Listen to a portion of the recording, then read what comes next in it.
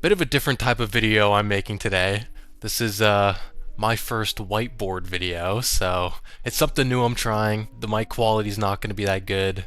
The whiteboard's pretty small. I'm planning on upgrading it eventually, but this is a new work in progress for the type of videos that I might make in the future. As we all know, in the community, there's been some grand conspiracies about the potential red subclass, because in the lead up to Renegades, there was a lot of people all over social media, on Twitter, on Reddit, on YouTube, saying maybe Bungie has kept the 6th subclass a secret and they're gonna bring it in Renegades. Well, as we know, Renegades came out and yeah, we got no red subclass. But what I do think happened in Renegades is Bungie, I think, teased the existence of this subclass through the new Eclipse energy, which they were talking about throughout the Renegades campaign. This Eclipse energy is the same energy that was used in the Nightfall station weapon, which is basically the Death Star of the story. As it also empowered Premier Loom through his chest piece when we were fighting him in the final mission. And he said, "This Eclipse energy is an anathema to you, but I use it to make myself strong." So I think Bungie is doing something a little similar that they did with the Shadowkeep campaign. And at the end of the Shadowkeep campaign, where they hinted towards the existence of stasis, I think they're hinting at the existence of this 6th red subclass. And so in this video, I'm going to be giving this grand theory about the existence of Eclipse as the new subclass, which we will be building towards with the release of the subclass in sometime in the future, maybe Shattered Cycle or Alchemist or whatever. But I think Bungie is building towards it. We're going to break it down, we're going to lay out the basics of the lore, and really talk about what is this Eclipse energy. So let's get into it. This stinks, man.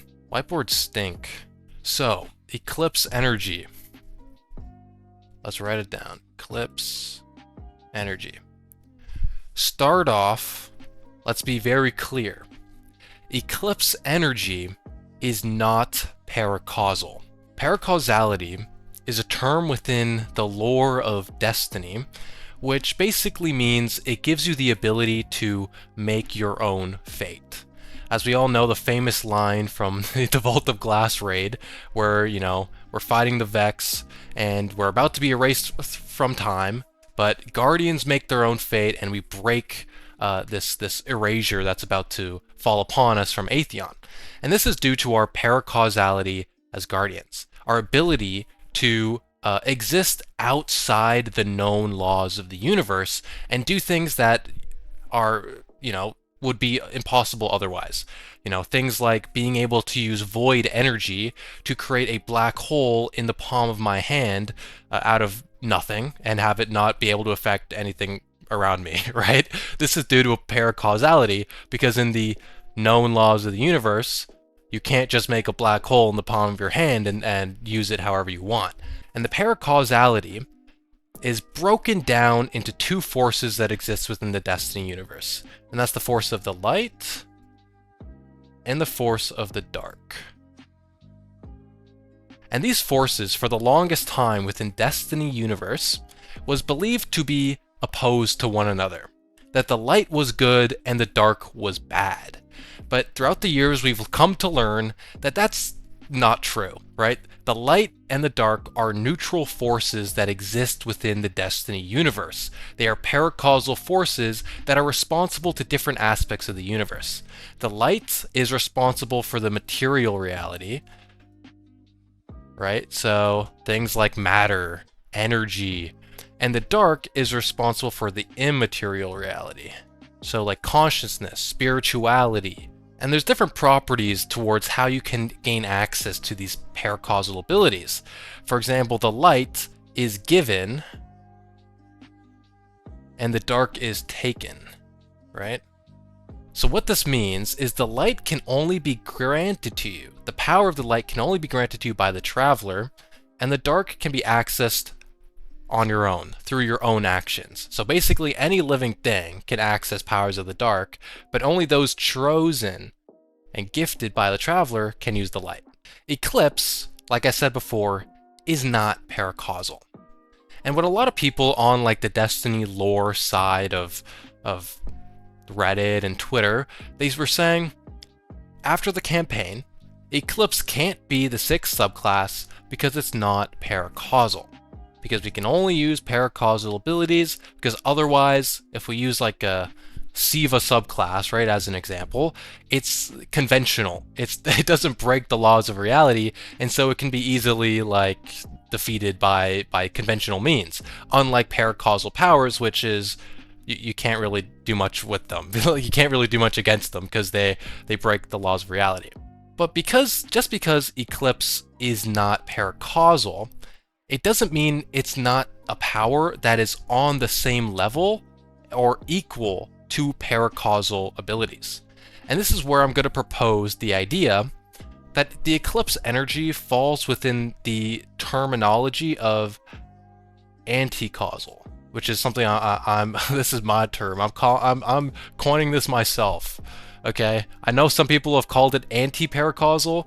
I think that's a mouthful. I'm calling it anti-causal because I think it sounds cooler. So you have the paracausal forces of the universe, and then you have this new anti-causal force of the universe. And we see this within the campaign of Renegades, where when this Eclipse energy is used against Guardians with paracausal abilities, they die instantly. We saw it when the Nightfall station struck Mars, right? All the Guardians that were hit by the attack were instantly killed, but all the people who weren't Guardians were left unscathed. The Eclipse energy is somehow really good at tackling the paracausal reality. So what does it mean to be anti-causal? So there's a couple of answers to this question from, I think, a aspect of more real-life science as well as thematically throughout the story of the Fate Saga. So first, let's go with the theme. The theme of the Fate Saga that we're in right now is the question of, do we make our own fate, right? Throughout the Light and Darkness saga, we had this belief that because we're paracausal, we have control over our own fate, our own reality. But in the Fate saga, we're kind of left with this question of, do we really? Because the 9, as revealed in Edge of Fate, have actually been in control the entire time. They've been pulling the strings in the background the entire time throughout the Light and Darkness saga, right? Anything that was done in the Light and Darkness saga, the 9 played a hand in it, even if we didn't realize it. The 9 have always been involved, and that's because the 9 are 4th dimensional beings who exist outside of time. And so they can look at the entire timeline of the universe and they can manipulate it to their will, right? And so we're kind of left with the question is, have we been in control this whole time? Have we been in control of our own fate with our paracausality the whole time? And so you kind of have this thematically where you have this anti-causal energy from the 9 because they like to say they're in control of our fate, right? They're the ones pulling the strings. So thematically, these are opposing energies. Paracausality is to say, I make my own fate, while anti-causality is to say, I make your fate, right? From the 9's perspective, I make my own fate, I make your own fate, right? If you've ever watched Gurren Lagann, it's a bit of a nerdy reference here. I kind of like to think of it as like the spiral and the anti-spiral, if you know that lore from Gurren Lagann, where there's the forces of the spiral, right? And then there's the forces of the anti-spiral. We have the forces of paracausality, which is the humans, the Guardians, the forces of anti-causality, the 9. You could also draw a kind of parallel between the existence of like matter and antimatter, where paracausality you could say is kind of like matter, right? And anti-causality is like antimatter. Now, I'm no physicist, but what I do know about this stuff is like, these are different types of stuff that are like opposite, okay? They're like completely opposite from one another, so that when they come together, it cancels each other out. right? It's like putting 1 plus -1 equals 0, right? It obliterates.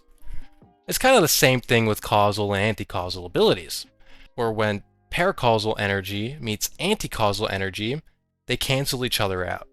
And that's what we saw in the many different cutscenes of Edge of Fate, where when the Eclipse energy was used against paracausal abilities, like the light, like the dark, it was able to completely negate the paracausality.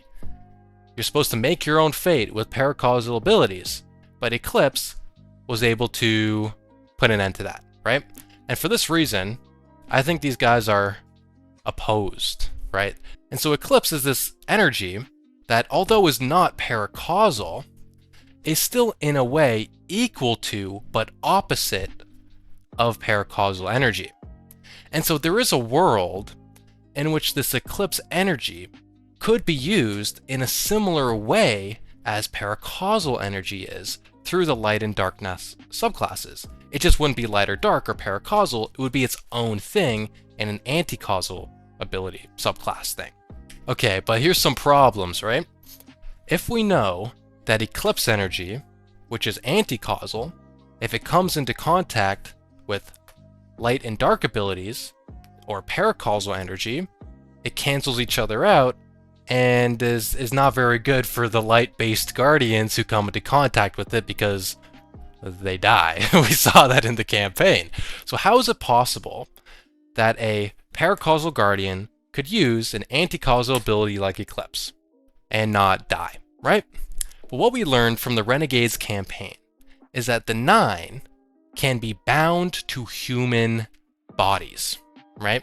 So the 9, which is the source of this Eclipse energy, as we learned from 6 being the source of the Eclipse energy that they use in the campaign, when the 9 are bound within a body, they are no longer capable of existing outside of time.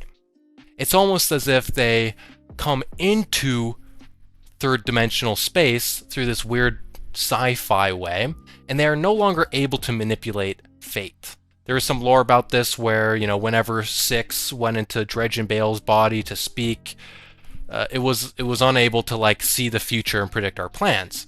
So for that reason, to bind all 9 to a human body, it will allow us to deny their ability to make our fate. It would be a way to deal with their anti-causal energy. So if, in some way, the Guardian that we play as is capable of binding one of the 9 to ourselves, the source of this anti-causal power, it might in some way make us immune to anti-causal energy, which will allow us to use both paracausal and anti-causal abilities at the same time. Obviously, that's just a part of that is like just video game logic and you know, sci-fi mumbo jumbo, but like in the realm of Destiny where the lore can sometimes be like made up on the spot, I don't think it's that bad of an idea, right? So, in conclusion, let's summarize this theory for a little bit, okay? Eclipse energy, which was revealed to us in the campaign, the Renegades campaign, comes from the 9, right? The 9 bestowed this Eclipse energy, and this energy is anti-causal, which is opposite but equal to paracausality, because the nature of anti-causality is to say, I make your own fate, while the nature of paracausality is to say, I make my own fate. And so because Eclipse energy is not paracausal, it still has the ability to manipulate fate in the same way paracausality does.